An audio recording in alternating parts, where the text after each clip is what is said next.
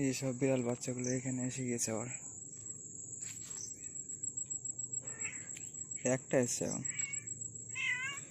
কোথায় গেল তো, বেরোচ্ছে না তো, ওইদিকে আছে।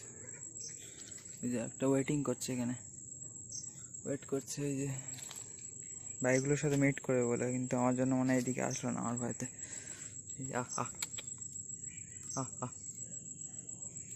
চলে যাক, ওইখানে আছে, ভয় পায় খুব। শুনুন আপনাদের পিছনের পরিবেশ দেখাচ্ছি, বৃষ্টিতে সব একদম বিচ্ছিরি অবস্থা।